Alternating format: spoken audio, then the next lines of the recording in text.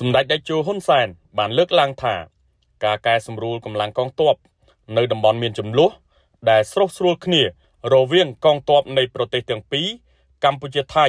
ដើម្បីបញ្ជៀសនូវការប៉ះទង្គិចបង្ហូរឈាមទ្រង់ទ្រាយធំគឺជារឿងចាំបាច់នាល្ងាចថ្ងៃទី8ខែមិថុនាឆ្នាំ2025នេះ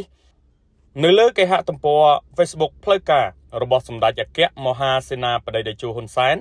ប្រធានព្រឹទ្ធសភានៃព្រះរាជាណាចក្រកម្ពុជាបានលើកឡើងទាំងស្រុងដូចនេះថាការកែសម្រួលកម្លាំងកងទ័ពនៅតំបន់មានជម្លោះដែលស្រុះស្រួលគ្នា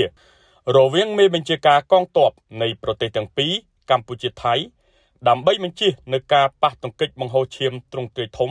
គឺជារឿងចាំបាច់ប្រជាជននៃប្រទេសទាំងពីរកម្ពុជាថៃពិតជាចង់មានសន្តិភាពជាបន្តនិងមិនចង់ឃើញនៅសង្គ្រាមនោះឡើយការស្វែងរកដំណោះស្រាយតាមរយៈការចរចាត្រូវបានធ្វើតាំងពីកម្រិតថ្នាក់រាជរដ្ឋាភិបាលរហូតដល់មេបញ្ជាការនៅអង្គភាពជួរមុខទើបមានលទ្ធផលដូចពេលនេះសូមបងប្អូនជនរួមជាតិជឿទុកចិត្តលើរាជរដ្ឋាភិបាលក្នុងការដោះស្រាយជម្លោះដោយសន្តិវិធីដែលជាវិធីតែមួយគត់ដើម្បីបញ្ជៀសសង្គ្រាមបង្ហូរឈាមនិងដើម្បីមិត្តភាពនិងកិច្ចសហប្រតិបត្តិការល្អជាមួយប្រទេសជិតខាង។